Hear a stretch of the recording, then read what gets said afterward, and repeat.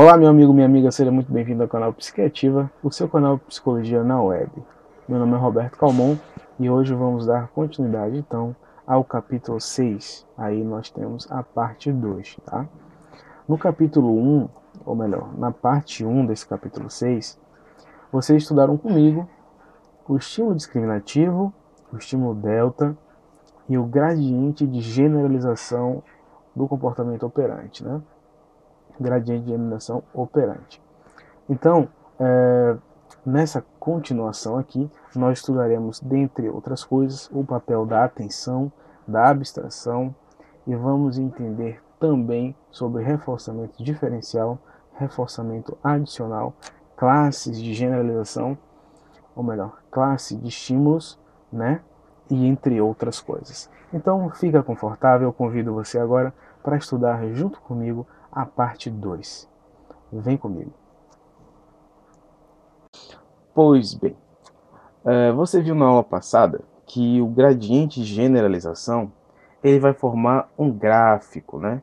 Uma espécie ali de desenho que vai nos direcionar para uma análise mais aprofundada, mais interessante da emissão daquele comportamento sendo controlado ali pelos seus agentes estimuladores, certo? Então, o que acontece? Quando a gente fala de gradiente de generalização, a gente vai imaginar o quê? Um desenho onde eu tenho de um lado, um gráfico onde eu tenho de um lado a frequência de resposta pressão à barra, ou seja, a frequência de emissão de respostas, tá? De emissão de respostas de um determinado organismo e na outra dimensão do gráfico, no outro eixo do gráfico, eu teria a intensidade da luz.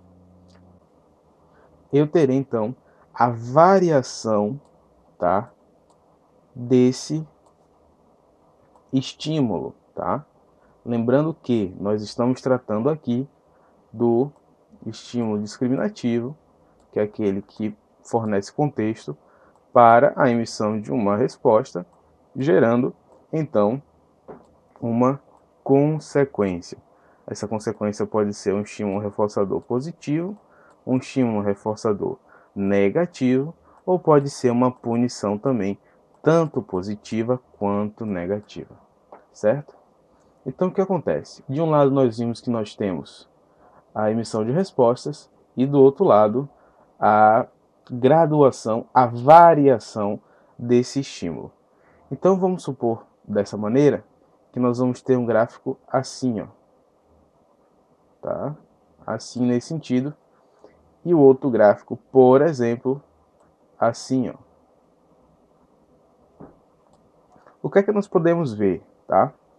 Que ambos os organismos, tanto o organismo, vamos chamar aqui de organismo 1, quanto o organismo 2, emitem respostas praticamente na mesma quantidade. Eles emitem respostas praticamente na mesma quantidade. E o que vai acontecer, gente? Quando eu vario esse tipo, né, esse estímulo, ele vai então, ou gradativamente, né, ou seja, um gradiente de generação mais longo, ele vai fazer o que nós chamamos de generalizar. Mas, Roberto, o que seria generalizar? Vamos recapitular então. A generalização é quando o organismo, independentemente da variabilidade desse estímulo, ele emite resposta.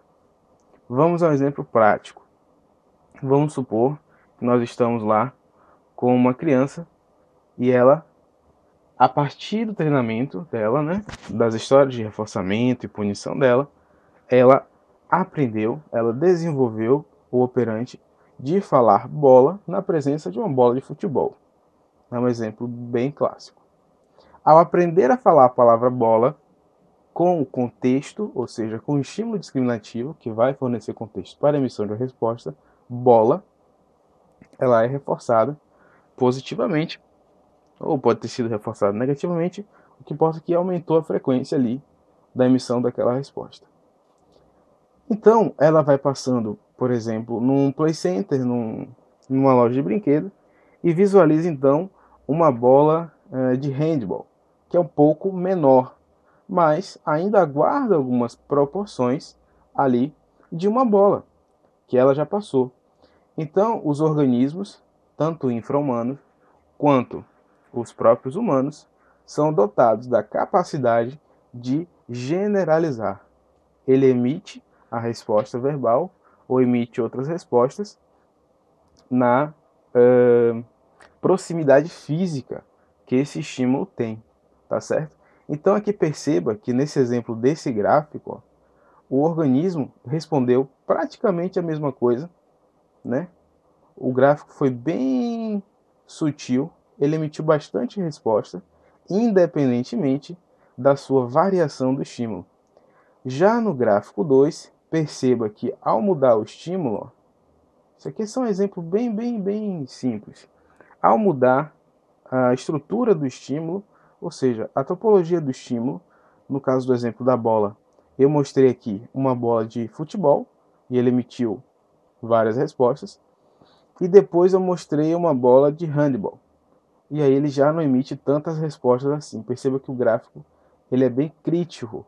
Ele desce bem criticamente, certo? Então o que vai acontecer? Há um estreitamento, tá? Perdão.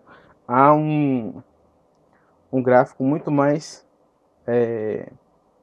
crítico, muito mais angulado do que esse aqui, tá vendo? Perceba que ele é mais estreito, ele vai, ó, gradativamente. Já esse não, ele é muito mais curvo, tá certo? Então o próprio Moreira e Medeiros, ele vai dizer o seguinte lá na página 104, ó. O reforçamento diferencial produz um gradiente de generalização mais estreito. É aquilo que eu estava falando para vocês, né? Ou seja, diminui a generalização e aumenta a discriminação. O que é esse reforçamento diferencial, gente? O reforçamento diferencial, ele vai ser uma técnica, uma metodologia utilizada para criar naquele indivíduo, um repertório de respostas diferencial. Como é que acontece isso? Vamos aqui apagar esse gráfico hipotético e vamos fazer então outro desenho. Vamos criar então um gráfico assim, né, que foi praticamente o que nós estávamos discutindo, e outro mais assim, né? Pois bem, reforçar diferencialmente é você selecionar determinados estímulos e aumentar a frequência do comportamento daquele indivíduo, daquele organismo. Vamos a um exemplo prático. O que acontece? Aqui, no exemplo da bola, eu reforcei o indivíduo e ele aprendeu, desenvolveu a capacidade de emitir um comportamento verbal bola na presença dessa bola. Maravilhoso. Então, o que acontece? Esse reforçamento ele vai ocorrer gradativamente, tá? Se eu quiser desenvolver no sujeito uma generalização mais estreita, né, que ele discrimine mais a própria palavra, a gente já consegue compreender, discriminar o quê? Eu pegar um estímulo e pegar outro estímulo e responder na presença desse e na presença do outro. Ou em palavras de análise de comportamento, eu responder na presença de um SD e não responder na presença de um S delta, tá? Isso é discriminar, ou seja, eu seleciono determinadas estimulações para que elas tenham um valor reforçador diferenciado. Por isso, o reforçamento diferencial. Aqui perceba que esse indivíduo praticamente emitiu respostas em todas as variações ali do estímulo. Já esse não. Ele foi diferenciando apenas alguns estímulos, produzindo então o que ele chamou aqui de grau mais estreito. Eu prefiro chamar isso aqui de um grau mais aclivado, né? mais reto nesse sentido. Tá certo? Então, o gradiente de generalização e o reforçamento diferencial, ele vai ter esse papel. O gradiente de generalização vai servir simplesmente para a gente visualizar. E o reforçamento diferencial é o método, é a ação que ocorre ao selecionarmos determinados estímulos e produzimos um treino discriminativo através do reforçamento diferencial, onde ele vai promover um aumento da discriminação no indivíduo. O indivíduo vai parar de generalizar tudo, o organismo vai parar de generalizar, de responder a todos os estímulos e vai passar a discriminar aqueles estímulos, certo? Isso vai ser importante para a gente entender, então, o processo da atenção, né, sobre quais estímulos o indivíduo está sendo controlado. Beleza? Não se desespere, vamos mais para frente. Então, o que acontece? Dentro dos estímulos, nós vamos ter o que nós chamamos de classe de estímulos. Professor, o que são classes de estímulos? Você provavelmente, óbvio, que está agora no ensino superior, no terceiro grau, você conhece muito bem conjuntos. Eu sei que você é uma pessoa maravilhosa em matemática. Conjuntos. Como é que funcionam os conjuntos, né? Os conjuntos, como é que eles funcionam? Eles funcionam através de classes que podem ser, vamos supor aqui, uma classe A e uma classe B. É bem próximo lá da teoria da matemática, certo? Onde nós temos na classe A algumas características na classe B e algumas características aqui num processo que a gente chama de interseção. Então, classe, gente, vai ser, você tem que entender que classe é o conceito de conjunto, tá? É aquilo que abarca, que adere, que de certa maneira engloba alguma coisa. No caso, como estamos falando classe de estímulos. Então, essa classe aqui que eu supus, ela nada mais é do que um lugar que engloba, claro que isso é uma dedução hipotética, não existe um lugar que você vai guardar, né, os estímulos, mas através do processamento ali do seu histórico de reforço e punição, você vai desenvolvendo aquele repertório. Então, vamos compreender aqui que a classe de estímulos, ele será o quê? Um repertório onde você vai ter determinadas classes ali, ou perdão, determinados estímulos como se tivesse guardado. Imagine um baú, tá? Então a classe de estímulos, eles são os estímulos que juntos formam a ocasião para a mesma resposta. Ah, professor, mas como é que acontece isso? Ó? Essas classes, elas podem ser divididas tanto em proximidade física, que já vou dar um exemplo para você, ou pode ser também dividida em uma relação funcional, né? Lembra lá que nós trabalhamos, se você não assistiu, eu vou dar um exemplo aqui prático, que a palavra função, ela está ligada à aplicabilidade das variáveis que ali estão no sistema. Não entendi nada, professor. Tenha calma, olha só. Nós temos uma função, vamos supor que a função matemática f de x é igual a x, escrevi até o x primeiro, ax mais b. Essa é a função matemática que a gente chama de função linear em matemática. O que ocorre?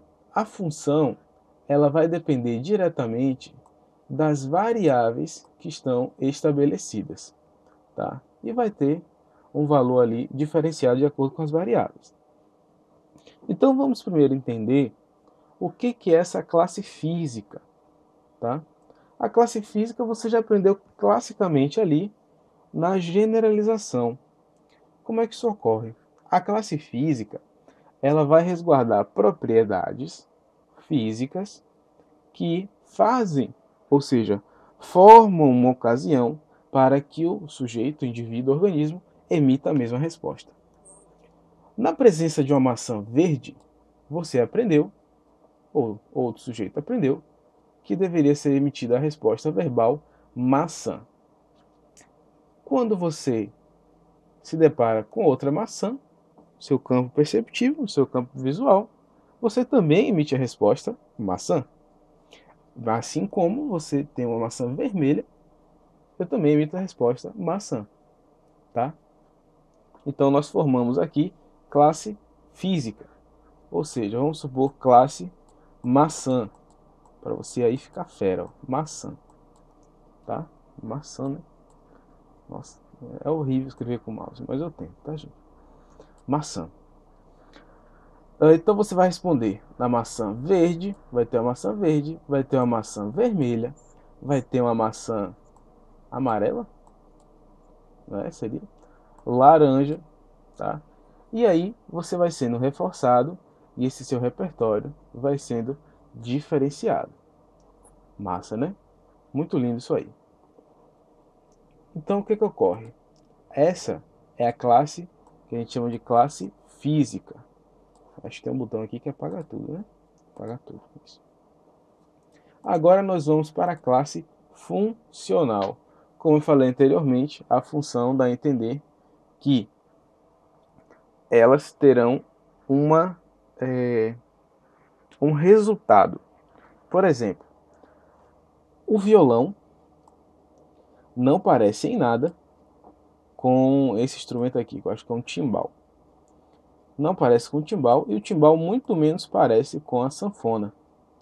Mas quando você vai a uma loja de instrumentos, você emite a resposta verbal de instrumento, instrumento, instrumento, instrumento e instrumento, né? Então, pela sua função, no caso aqui, a função seria não seria tocar música, agora não me veio à cabeça. Mas a classe funcional deles é o que determina a emissão da minha resposta. Perceba que eles não resguardam características físicas, né? Assim como na diferenciação da classe de estímulos de classe física, mas sim uma classe funcional. Beleza? Então agora que você já entendeu as classes, a gente pode ir um pouquinho mais para frente. Tá? Vamos lá. Atenção como comportamento. Gente, quando estamos estudando a psicologia de uma maneira geral, é perceptível que algumas cadeiras da psicologia, seja a cognitiva comportamental, seja a psicanálise, seja a psicologia analítica de Jung, ela vai definir o homem e a sua relação ambiente-mundo, organismo-mundo, de uma maneira diferenciada. Agora o que ocorre? Como eu já falei para vocês, se eu não me engano, na primeira aula, eu não sei, a idade vai chegando, a gente não vai lembrando das coisas.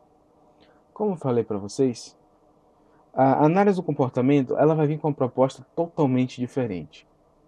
Mas Roberto, como é essa proposta totalmente diferente? O que ela vai fazer? Ela vai dar uma característica dentro da psicologia de ciências naturais. Então nós estamos muito preocupados com a aplicabilidade natural daquilo. Mas o que seria natural? Natural seria das ciências naturais, das práticas pragmáticas daquela ciência. Então, a atenção ela é explicada de uma maneira totalmente diferente pela análise experimental do comportamento. A atenção na análise do comportamento ela não é uma entidade. Lá na psicodinâmica, né, na psicanálise, na Gestalt terapia ou em outras formas de ver o homem, a atenção é uma relação ali, seja do seu ego, no caso da psicanálise, da atenção que o ego faz sobre o mundo para organizar ali as suas catexias perceptivas do aparelho psíquico, tá? Eu vou gravar algumas videoaulas também sobre psicanálise, então aguardem aí. Vocês devem estar pensando, obviamente que precisa aguardar muito e realmente vão ter que aguardar muito, porque tá complicado fazer os vídeos, mas vamos lá, né? Não vamos deixar as contingências de lado. Então o que acontece, gente? A gente viu que o estímulo ele fornece contexto para o quê? Para que haja um comportamento, a emissão de um comportamento. Então, ter atenção é comportar-se sob determinado controle de estímulos, independentemente do controle de estímulo que você tenha. Então, atenção, alunos, esteja sob o controle de estímulos do meu comportamento verbal, tá certo? Lá no final da aula, nós estudaremos o encadeamento de resposta, que é algo muito fantástico para a gente diferenciar os comportamentos, sobretudo os patológicos, os comportamentos que a gente chama de comportamentos disfuncionais, né? Na verdade, esse é um termo usado mais pela cognitivo-comportamental, ou comportamentos de desajuste, tá? Então eu trouxe o experimento aqui, se eu não me engano, está no livro também, mas faz tempo que eu li esse livro, não me recordo se está no livro. Deve estar, eu acho que está. Eu fiz slides tem um século, mas deve estar lá, que é o experimento de Reynolds, de 1961, que é um experimento com pombos muito, muito, muito legal, tá? Então vamos estudar a atenção. A atenção, ela é um comportamento. Tudo na análise do comportamento é, obviamente, comportamento. Nossa, que conclusão genial, eu acabei de chegar aqui, certo? Então vamos na prática aqui entender o que é esse processo que a gente chama de atenção, né, em outras cadeiras da psicologia. O experimento de Reynolds, gente, o que é que ele vai fazer? Ele vai pegar dois indivíduos, o pássaro 105 e o pássaro 107. Eu acho, inclusive, que aqui tem uma coisa dos Illuminatis, porque ele pulou do pássaro 105 para o 107. Eu acho que o 106 não conseguiu responder ao processo de atenção. Mas aqui é só uma... eu acho isso. Eu tenho isso comigo, assim. Deve ser um comportamento de mania, né? Tô ficando psicótico. Mas vamos lá. O que acontece? Perceba aqui que nós temos o pássaro 5, ou 105, e o pássaro 107. Ele vai passar, então, por um processo de treino, tanto o pássaro 105 quanto este pássaro aqui, o 107. Onde o pássaro, ambos os pássaros, serão reforçados a bicar um triângulo. Tem um triângulo. Isso é um triângulo, tá? Com um fundo vermelho. Tem um fundo vermelho ali do triângulo. A imagem é assim, ó. Um triângulo com fundo vermelho. Ele vai passar por esse treino. E o outro pássaro também vai passar por esse treino. Percebo que a emissão de resposta dos pombos foram bem próximas, tá? Esse pombo aqui é um pouco maior, a emissão de respostas, mas o outro bem próximo, tá? Tinha outro estímulo que era, perdão, que era o círculo, né, com fundo verde. Se eu não me engano era isso, o fundo com o fundo verde, um círculo com fundo verde. O que aconteceu? Após esses pássaros terem aprendido isso, Reynolds fez a seguinte coisa: separou os estímulos, tá? Separou o triângulo do círculo. Deixa eu apagar aqui os outros para você não se confundir. Separou o triângulo ali do círculo. Qual era a ideia dele? Era saber sobre quais estímulos o comportamento de bicar para conseguir o reforçador, perdão, estava sob controle. Olha que legal. Então ele separou o estímulo do triângulo, o fundo vermelho, o círculo e o fundo verde, né? Green, verde. E o que ele chegou à conclusão? O pássaro 105, ele estava sob controle do triângulo. E o pássaro 107 estava sob controle do estímulo vermelho, do fundo vermelho. Ou seja, olha que bacana. Um pássaro, o 105, sob controle do estímulo triângulo, e outro sob o controle do estímulo vermelho, tá? Então, ambos foram ensinados a bicar o triângulo vermelho, né? O triângulo com o círculo vermelho, mas cada um ficou sob o controle de um estímulo diferente. E aí, o que acontece? O experimento vai mostrar então que cada um dos pássaros estava sob o controle de dimensões diferentes de um mesmo estímulo, cor e forma, né? Um sobre a cor vermelha e outro sobre a forma do triângulo. poderíamos dizer que cada um dos pássaros estava prestando atenção a partes diferentes do estímulo. Isso é bem legal, porque, por exemplo, o comportamento de foco, uma pessoa que é focada, ela normalmente, é o que vamos aprender ali na segundo slide, se não me engano, sobre abstração, né?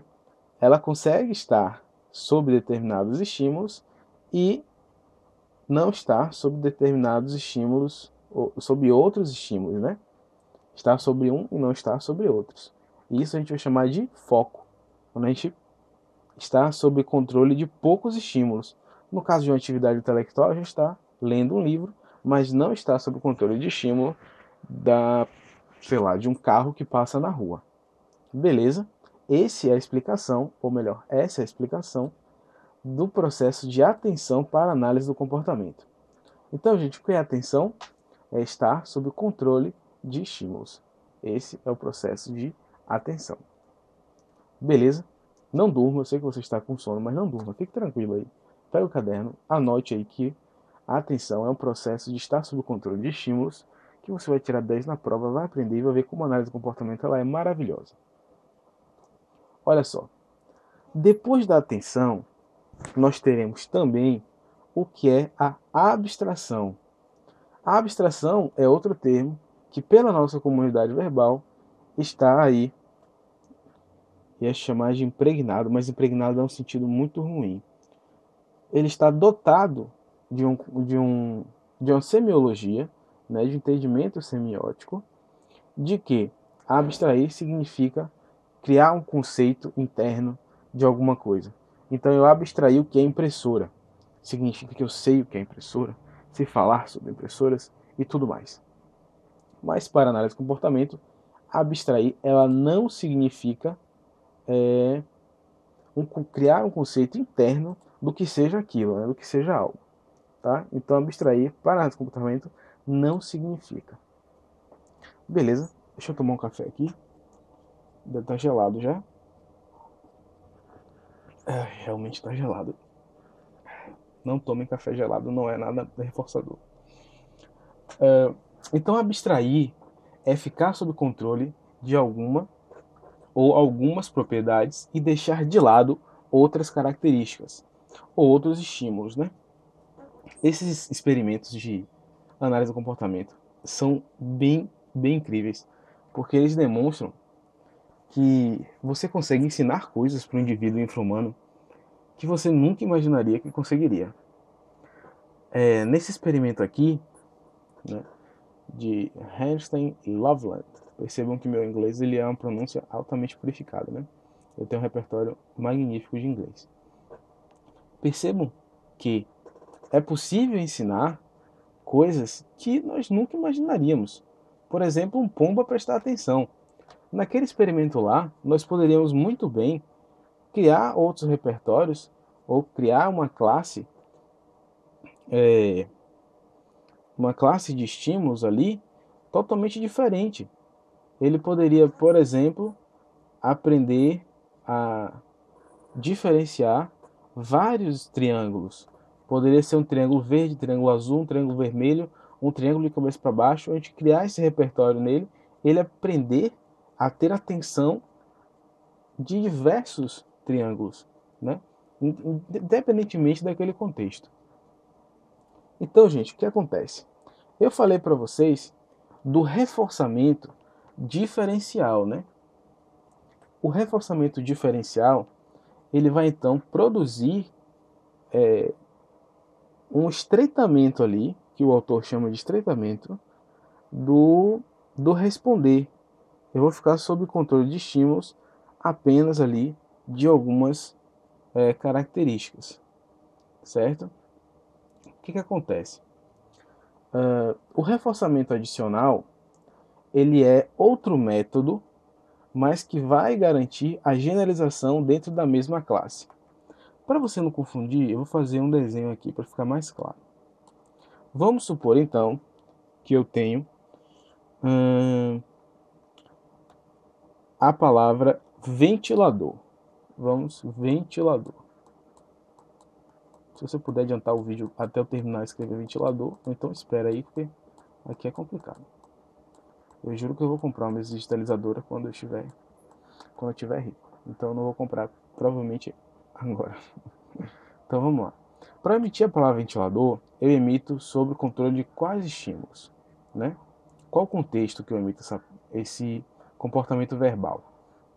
Eu posso falar ventilador na presença de um ventilador pequeno, na presença de um ventilador de teto, na presença de um ventilador daqueles de haste, aqueles mais altos, né? Que eu esqueci o nome, que tem um pedestal. Posso emitir também esse comportamento de falar, né? Ventilador.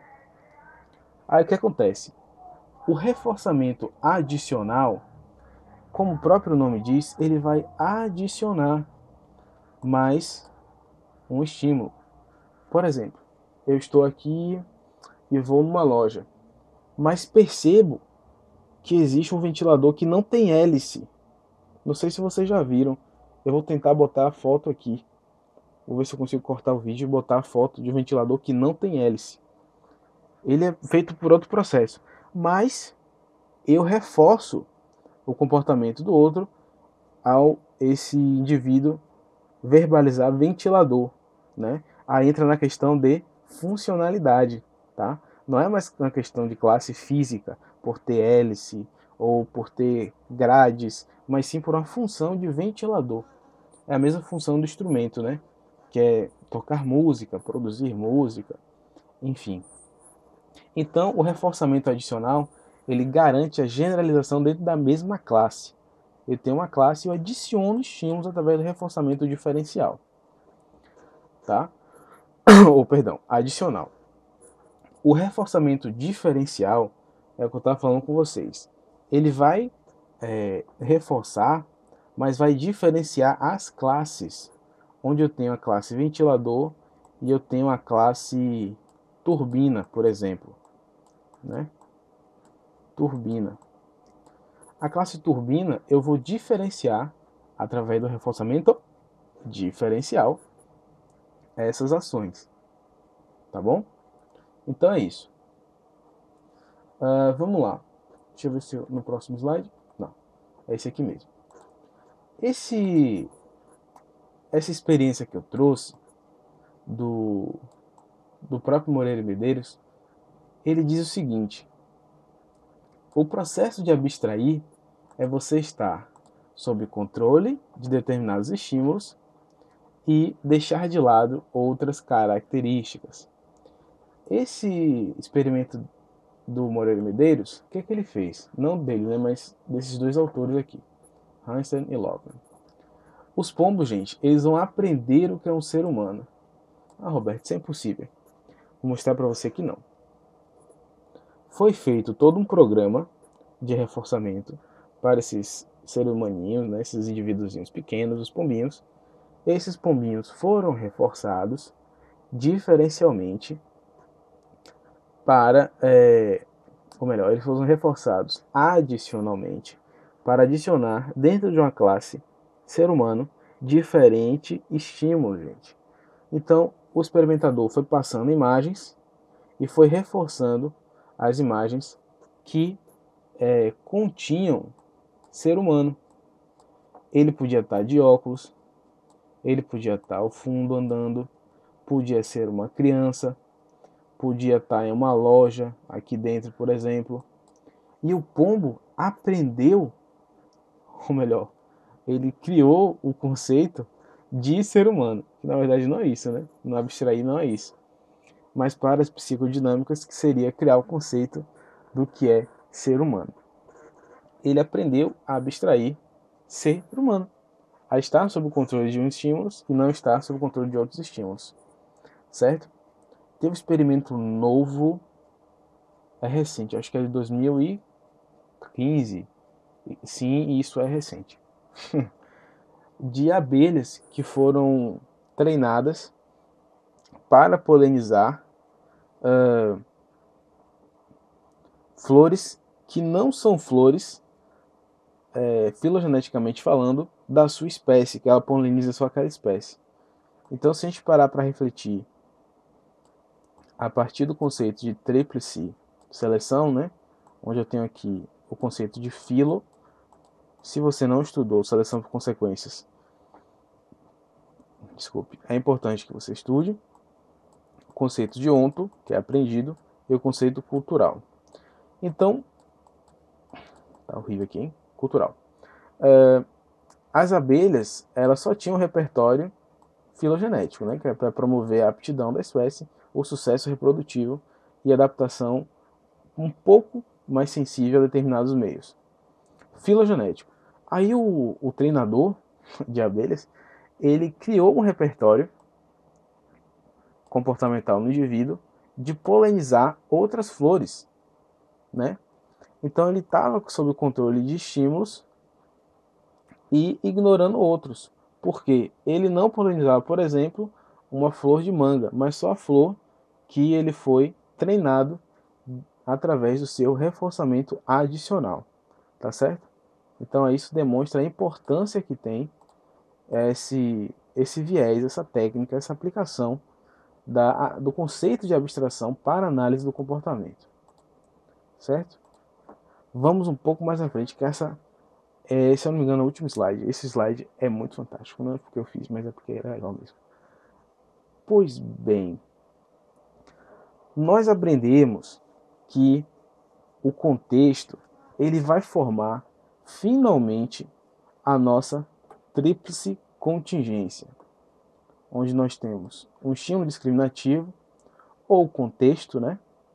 Ou aqui também pode ser um S delta, que na presença dele ele garante que você não terá acesso aos reforçadores, às consequências reforçadoras, e nós temos a resposta. Isso aqui será a unidade básica de análise de todo o comportamento humano.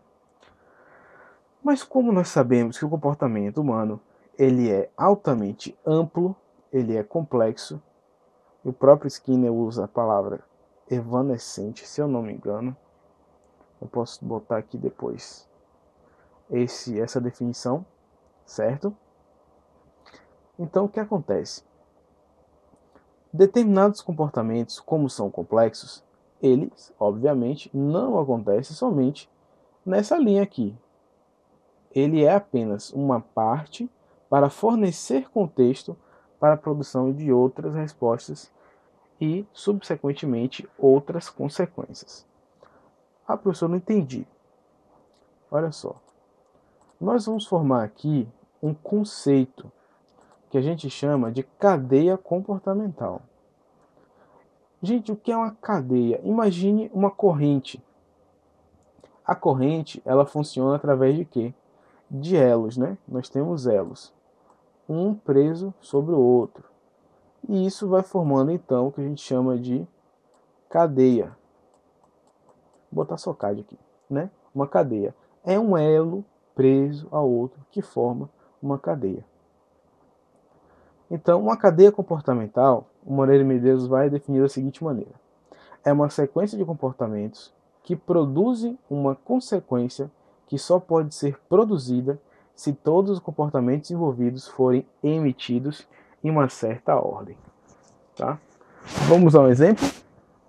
Eu não sei se na sua prática de AEC, você treinou, você modelou o comportamento do seu ratinho, do seu sujeito experimental, através da caixa de Skinner, como foi o meu caso, ou se você utilizou o SNIF, acho que é SNIF o nome, que é um programa, né? É um programa que vai simular essa prática.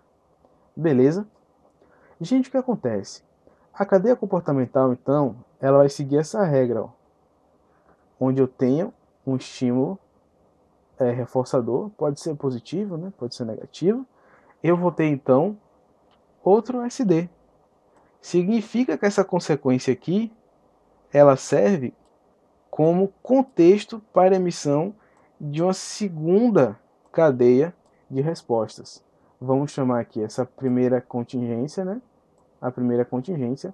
Ao emitir essa resposta e obter essa consequência, eu então forneço o contexto para que nós tenhamos uma segunda cadeia de de resposta, uma cadeia comportamental, tá? E essa segunda cadeia pode servir então para outro estímulo discriminativo, que aí vai servir para outro comportamento e outra cadeia e outra e outra. Então, o nosso repertório, o nosso mundo, a nossa relação, ela é peremptoriamente fornecida através desses contextos, tá? Através dessa cadeia comportamental. Nosso comportamento, assim como na parte do reflexo inato, né? Na parte do comportamento reflexo, ele era muito raso para explicar determinados comportamentos. Nós fomos desenvolvendo, aí desenvolvemos a parte ontogenética e depois a parte cultural social, né? Nós vemos que isso vai sendo desenvolvido, vai sendo estudado mecanismos e que isso pode e com certeza é muito profícuo para a sociedade. É uma ferramenta que pode ser utilizada e deve ser utilizada para o bem-estar social, para o bem-estar humano e para um melhor entendimento sobre o homem, tá?